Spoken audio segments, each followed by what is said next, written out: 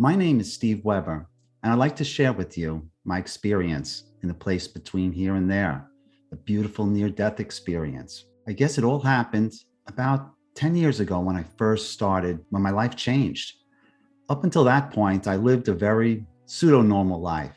I was definitely a alt personality. I was a Harley rider.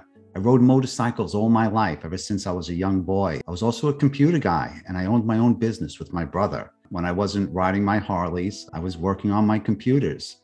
I had 2 young children, and they were my life. They changed me in so many positive ways and really challenged me the way children can often do. One night, I guess it was 4th of July weekend. It was back in 2005, and I had left Jugs and Strokers after riding all night. It was very late. It was like 2 a.m. in the morning, and I was driving down the Meadowbrook Parkway.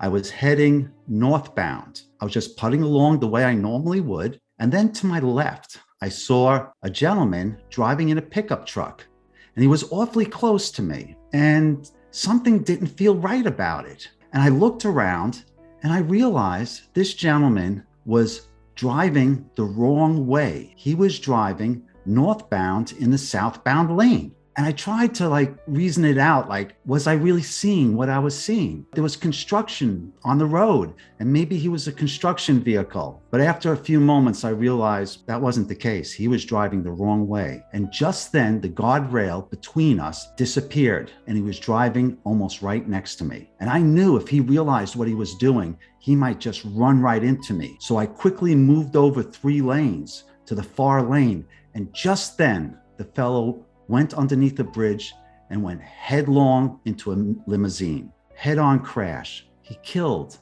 a little 7-year-old girl and the limo driver. Although it was late at night, people were on the scene immediately. And after seeing what had happened, I drove home. I couldn't have been any help, and there was help there. And I went to sleep. And the next morning, I looked in the paper, and it was on the front page of the paper, and they were looking for witnesses. And I didn't want to be a witness. It seemed to me the facts were clear.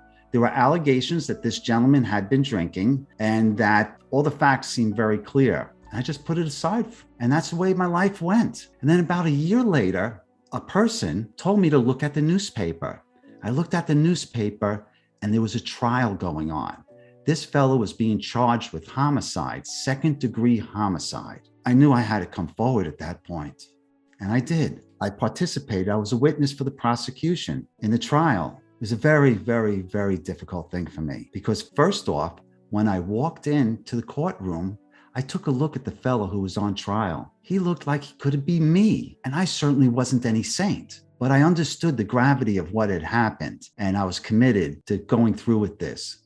But I couldn't help but think, for the grace of God, that wasn't me. And so I gave my testimony, my honest testimony, and I was on the stand for 2 days. And I believe I turned that case around for the prosecution. There was a lot of problems with the case, and they convicted the young fellow, and they sentenced him to 16 years in prison. And that's the way that happened. And it changed my life in such a big way, because I remember seeing the parents, and they were very upset at the judge for only giving the defendant 16 years. And I felt for the parents. I understood the way that they felt.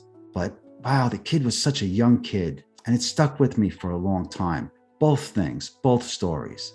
After that trial, I couldn't go back to my regular life. I couldn't. I sold my business to my brother, who was my business partner, and I became a full-time dad. I did some computer work on the side, but that was my life. I was going to be a full-time dad. I was not going to miss out on my children, because I saw the heartbreak in those families, and I wasn't going to make the same mistakes. I became very involved in local politics. I was elected to a school board. I had the government clean up a toxic waste dump. It was just a wonderful thing. I really started to make purpose of my life and the life of my family, and life was good. I live on Long Island, and the Hamptons are out on Long Island, and that's where all the famous people go and all the beaches. And so I like to drive out there on Sundays on my Harley and go to a barbecue place. You know, it's one of those roadside stands you could drive by and not even notice. But I had gone to the roadside barbecue place, and then on the way back, the road was crowded. It was more than just usual beach traffic. I think there was an accident or some emergency road work, and the cars were backed up for miles. And I had this brand new Harley Davidson, but it was just so heavy and the traffic was so long and it was so hot out. And I noticed that people were going on the shoulder of the road to make a right-hand turn ahead to get out of the traffic. After staying there for quite some time, that's what I decided to do. And so when I approached the intersection, just at the same time, a car opened up a space for a truck in the oncoming lane to make a left-hand turn. And when he did, the truck went slamming right into me and the lights went out. And the next thing I remember, I was laying on the road and I was looking up and I could tell a lot of time had passed because it was starting to become twilight. And then I saw all of these lights all around and they were all flashing. And I realized something terrible had happened. I still didn't know I was in an accident, but it was a surreal experience. And I remember the emergency worker telling me to stay down because I tried to get up. And as soon as I got up, I felt bones sticking into my leg. It was like my leg was disconnected. I was just in agonizing pain. And then I laid back down on the road. And then the next thing I knew, I was flying through the air. I was going through the clouds. I just kept on going higher and higher and higher. I wasn't sure what was going on, but all of a sudden I started to approach the ground. And then I looked down and I saw this big round circle on the ground. And I saw these buildings and I knew exactly where I was. I was in a helicopter and I was looking down on Stony Brook Hospital, one of the premier trauma centers in the United States. So I knew exactly where I was. And as the helicopter landing, I saw the emergency workers unbuckle me and take me away. And that's the last time I remember being here, at least in the here and now, for what seemed like many, many lifetimes. It was almost forever that I was away. And where I went is a place I call the place between here and there. I had grave, grave injuries. I had a fractured spine. I had compound fractures in my hip. I had internal bleeding that was the most life-threatening. I had to go to surgery more than once for them to stop the bleeding because it was killing me. I had a traumatic brain injury. There were just so many injuries I could go on. The doctor once told me that usually when reading my injury report, he said, this is more common on an autopsy report, not on someone who is alive. In my hospital room, in my hospital bed, once they got me stabilized, to the rest of the world, I was hooked up to these machines and I was laying in this hospital bed. But to myself, in my spirit, I was someplace else. I was in this beautiful, beautiful place. I was in a coma for a month, but in this place, I had so many experiences that it felt like I had more experiences in this place than I had in my actual life. See, here in this place is that time didn't exist the way it exists here, is that the passage of time is based upon your experiences or things happening here. You see the sun rise, you see the sun set, you see the changing of the seasons. You have appointments in the future. There was none of that there. What it was, the way the passage of time happened, is that you had certain understandings and experiences in this place, and you grew from those experiences. And you could look back at your awareness, the growth in your awareness, the growth in your spiritual growth, and that gave you the sense of time passing. And so the very first place I was in a work-like setting. I didn't know I was anyplace else. I didn't know anything had happened. And I was helping people solve computer problems. But I began to realize that the problems I was solving really had nothing to do with computers. It had to do, there was a physical reason why we did things, but there was another reason. There was a spiritual learning and growth that goes from every one of our experiences. In this place, I learned what I first called the language of the universe. What I mean by that is that I was taught certain lessons. And what I believe is this place is sort of like what the Catholics call purgatory. It's not the place you go where you pass, and it's not certainly not here, but really what it is, it's a place of transition from your physical body into your spiritual body to return back to that spirit. These are all things that I learned there. I was a 0 on the spirituality scale before this experience. So I had nothing to work on. So I think I was going through Spirituality 101. And it wasn't like someone gave me a book and I opened up the book and, okay, Stephen, here's chapter 1. This is what you're going to learn. No, I had to figure everything out myself. Nobody's teaching you. You were learning through observing and experiencing and reacting to those experiences. For example, I was working with this fella who I knew from real life, and he looked exactly the way I remembered him. And I recognized him right away and greeted him, and I helped him with his problem. And then I saw him again, but he was much older. He must have aged 50 years. And I recognized him. Of course I recognized him. And then I saw him again, and he was a child, but still, there was something about him. It was a saying, something he would say, or a mannerism. And I'd be like, I know who this is. You're so-and-so. And this went on, literally hundreds of times that this gentleman appeared to me in all different ways. He appeared to me as a woman sometimes, as an older woman. He appeared to me as different races or different heights and different, just every way he tried to fool me. But what happened is over a period of time is I didn't need to look at him. I began to be able to sense him. I was beginning to understand and sense his inner spirit, that part of us, all of us, that doesn't die, that really was never born, was created with the universe. I was being taught that we all have a spirit. And so once I understood and I could sense his spirit, I started to feel spirit in everything around me, because now I could feel spirit in things. And I realized everything had a spirit. The trees, rocks, the planets, the universe. And all these spirits were different, but they were all connected. There was a commonness. And I began to realize that we are all connected. Everything is connected. And what I began to understand is that the creator and the creation are one. And so that was the first lesson that I learned there, is that we are all connected. And then the next experience I had is that I've later learned to be a life review. And what I did is I reviewed all the things that happened in my life. Not that I was living them, or not that I was seeing them as a voyeur, but almost as if I was everywhere, that I was part of everything. And I was aware of everything that went on. And I was aware of every thought that everyone had around me in every situation. And all of a sudden, my life took on new meanings. Every interaction I had, I saw that it was different for everyone else there. Everyone had their own purpose for being in every situation.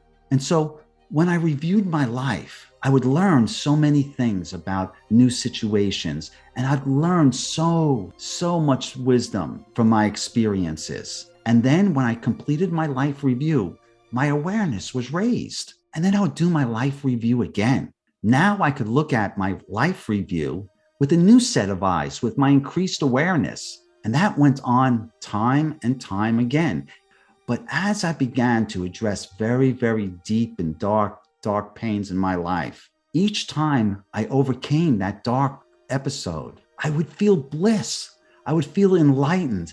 I would feel like this big weight was lifted off me, because I had an understanding of the meaning and the message, and that fueled my spiritual growth and my happiness. For me, the beauty was in being free from all of the pains of life. It's that it was just, imagine that you had no anxiety. You weren't angry with anybody. You didn't have any hate or jealousy towards anybody. No one felt that way about you. And it was blissful each time, no matter how difficult that life review was going to be. I knew at the end I would feel bliss. And then when I stopped learning, I moved on to the next situation. And the next situation, I found myself in a restaurant, and I was in charge of these children, young adults. They were old enough to work, and I was teaching them how to work in a restaurant. No matter what I did with these kids, they would not listen to me. I tried everything and I knew I was failing. I just didn't know what to do. Is that I tried red team, blue team, come on, let's go. And they would say, yes, yes, yes. And they'd look so sincere, but then they would be gone. And I was truly at my wit's end. And then there was a lady there who was always praying. And I didn't understand what her purpose was, because everyone there had a purpose. But what this lady did, I couldn't hear what she was saying, but I felt this loving energy coming from her. It was like the prayer, it didn't matter what she was saying. The prayer was almost like a road, which this beautiful, loving energy rode upon to visit with me. And that did give me a strength. It really did, as I felt that. She could have been saying anything, but it was a pathway to bring this healing love and light to me. And finally, when I was at my wit's end, I stood before the owner and I wanted some guidance. And then the owner looked at me and placed his hands on my shoulders. And all of a sudden, everything changed. It was like, almost like Dorothy opening up the door in The Wizard of Oz and all the bright colors. It wasn't bright colors in that sense, but all of a sudden I realized that I had totally misjudged the situation. I was dealing with the physical experience of what was going on and not the spiritual situation of what was going on. You see, I was being taught all of these experiences, all this knowledge. And when the first time I got to use this experience, all this knowledge, I forgot about it. And I just saw the kids as dopey kids who wouldn't listen. But now when I looked on the kids with a new set of eyes, I saw that they were really spirits who had yet to have a human incarnation. And I was there to shepherd them, to mentor them in to their first human experience. And when I stood before the owner, I began to realize something, that I was looking at me, that I was looking at my higher self, that part of me that is always in spirit. And just part of me comes down. I use the word down metaphorically, but comes down to earth to have a human experience, to make the mistakes that my higher self could never make, so I could learn and grow and add it to my continuation of consciousness.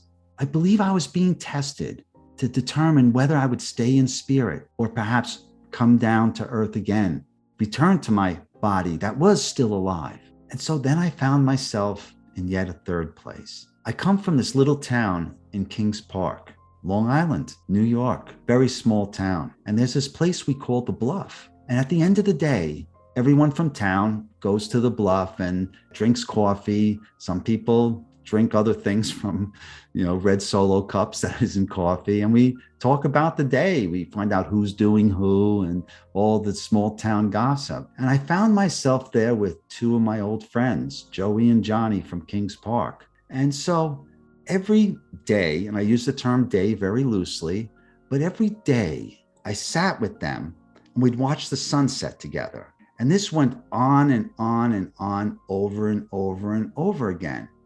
And then one day, as I realized something, I realized both Joe and John had passed earlier that year. And that was just so shocking to me. It really was, is that how could this be happening? It was the first time, even though I've been through all these crazy things, it's the first time that I began to realize that something's going on. I mean, really, is that they can't be here. And I wanted to ask them why they're here, but I just couldn't do it. I don't know why. And it went on, and what was a pleasurable experience now started to be an experience of anxiety for the first time. This was the first time that I really had, I guess, fear. And each time I sat with them, I said, I have them to myself. I said, I have to ask them why they're here. And as time went on, my anxiety built and built, and it got almost unbearable. And I felt a certain urgency. One day I felt like if I didn't ask them now, I would never get this opportunity again. And so I asked them, what are you doing here? And they told me they're here to make sure that I'm all right. I'm all right. I didn't know what that meant. Like, I'm all right. Like, I really didn't know. I didn't remember the motorcycle accident. I didn't remember anything. All I remembered was this life that I was living. And I was, up until the end, I was so happy. And then we watched the sun set. And as the sun set, instead of getting dimmer, it got brighter and brighter and brighter until I had to shield my eyes. And I shielded my eyes. And then when I felt the light dimming, I opened my eyes and I was in my hospital room. And my mother was holding my hand. And she was telling me that I had been in a terrible accident, but I was going to be okay. And that she was here for me. And that's the way I returned. But it wasn't like a light switch. It was like that moment, yes. But after that, it was like I was still there in that place and still here. It was like a transition back to my physical body. And it took some time. But as time went on, as I started to realize something, that lady who was praying, I knew who that lady was. That was actually a dear friend of mine, a person who I was in the PTA with and who I went hiking with. She was my dear friend, a lady called Kathy. And I wanted so bad to tell her that I heard her prayers, but I was tied down and I was intubated. You know, it was the first time I was tied down with my clothes on before. But I wanted to get the tubes out of me. And as soon as I got the tubes out of me, I was given my phone and I texted her right away. And I told her I heard her prayers and I wanted her to come see me right away the very next day. And Kathy came to visit me often when I came out of the hospital, out of rehab. And we would go on long walks together. And sometimes I would talk about stuff, but most of the times I just kind of kept to myself. And she was an athlete. And so she really pushed me. She was the best physical therapist out there. And at this time, we were just friends. We had known each other for like 20 years. But as this went on, I started to have feelings that were, I think, a little different as I started to get better. But then one day, as I realized, there was such a surety of the outcome that I knew if I did these things, I would get better. I knew it, no matter how difficult it was, because it was so difficult to walk. It was such a challenge. And then I thought of Joey and John. When they said I was going to be all right, they didn't mean there. They meant here. They meant here that they were going to be my spirit guides, that they were going to help me. Because Joey broke his back. I broke my back. Johnny lost his life from the diabetes, from the infections in his leg. And my leg was all busted up. Who better was in a situation to help me through this time? And it's not like they said, one more push-up, one more push-up. No, I felt their energy in the same way that I stood before my higher self. And I felt that energy. I felt their energy. And that's what gave me the ability to go forward. And then one day I went down in my basement and I found my 20-year-old boy dead from a drug overdose. I mean, what do you say? You know, it happened all of a sudden. 1 second, everything was wonderful. He's on a scholarship to a Division I engineering school. And the next moment, he's lying lifeless in my basement. And I thought of all the things that how did I fail him?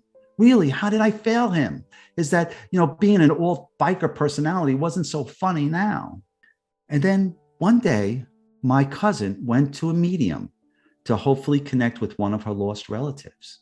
And the medium said, a Nick is trying to come through. And that's my son's name. Do you want him to come through? And my cousin said, yes. And she said that, have you been seeing flowers? And she texted us right away and asked if we've been seeing flowers. And we've been seeing roses. It's so ridiculous. We'd be hiking on the path in February and we'd see a rose on the ground. And we began to see roses in all these places. And Kathy was telling me, she's saying, so someone's trying to communicate with us. I knew who she meant by the someone, but I wasn't buying any of this. It just seemed so unpractical to me. And then the medium said, my son has a synchronicity with Saint Teresa, and he is sending the flowers. And then one day I was out hiking with Kathy, and she asked me, did Nick ever try to contact me? And I was outraged by this. I really was, because I was dealing with this grief, and she had been so kind to me, but that wasn't anything real to me. I'm dealing with this real intense grief and coming to terms with this. And she's talking about my son connecting with me and the medium and stuff. And I told her the medium can look up something on Facebook and stuff. You're probably posting something about the flowers and blah, blah, blah. And she was saying, no. She didn't even know us. She didn't know anything that we were related in any way. And I just still didn't buy it. Then she pulled this St. Teresa statue out of her pocket and she put it next to a tree and right next to a babbling brook. It's something out of Central Casting, it really was. She had brought flowers with her and she brought a pen and she brought a rock and she wrote a prayer to Nick on the rock and she placed it next to St. Teresa's statue underneath this tree and left the pen there, one of those magic markers. And about a week later, we came back. Kathy had a card in her pocket that was given to her by my cousin who had gone to the medium. It was a St. Teresa prayer card. And so we looked at the prayer card really for the first time. And Kathy pointed out to me that St. Teresa's birthday was January 2nd. That was my son's birthday. And then I looked on the card and I saw the day that St. Teresa was canonized was May 19th. That's the day my son passed. How does that happen? That maybe this is real. And then that night when I slept, my son came to me in a dream. He was saying goodbye, that everything was going to be okay. And I thought about the place between here and there. And I thought that he must be experiencing so many of the beautiful things that I was experiencing. And he was transitioning into spirit. That was so meaningful to me. And those are some of the things that come into terms with my near-death experiences and the things that had happened before and the things that were yet to happen, because they caught the fella who sold my son the drugs and they put him on trial and they charged him with second-degree murder, the very same charge that they charged the gentleman who caused the death of that little girl and the limo driver in that head-on crash. And I was looking forward to going to that trial. I really was. And I was building up hatred in my heart. I really wanted to be angry. And I really wanted to express how I felt. I wanted that young man to feel my pain. But you see, when I got there and I saw that kid, he was a kid. He was a drug-addicted kid. It reminded me of the other young man who was on trial. And I felt nothing. I felt love for this guy. I felt sorry for him. Not a moment of anger. I wanted things to be better for him. I wanted him to turn his life around. I couldn't feel anger. All I could feel was love for this young man. You see, I think that whole experience with that trial of the young man in that head-on collision, I think that was part of my life review, where I came to terms with so many things that had happened there that had prepared me for this moment. And they convicted that young man as well and gave him 16 years, the very same sentence. I think about that young man often, and I hope that someday he gets his life on track. But then when I look at everything that's happened, these three events that I experienced, this traumatic accident with the deaths of this young girl and a limo driver under these tragic circumstances, I had this crazy near-death experience that brought me from a 0 on a spirituality scale to a very spiritually aware person. And then to lose my son and to go through all of these experiences and then to end with this young man on trial. Like, how does this happen? Like, I never got the impression when I was in that other place that life was like laid out for me, but everything fits together so well. And I can't help but think that in some way it is all connected, that this near-death experience was the greatest gift of all that a person could ever experience. And if there's one last thing as I could leave you with that I've learned from this experience, is that life is good and people are good, even when very sad things happen. And that's the truth. These are just words, they're meaningless words. But if you can walk the path in your life and be able to find out for yourself in your own way why this is so, you will find peace in this world and any other world that comes after it. I thank you for allowing me to share my story with you. Sat Nam. and peace and love always.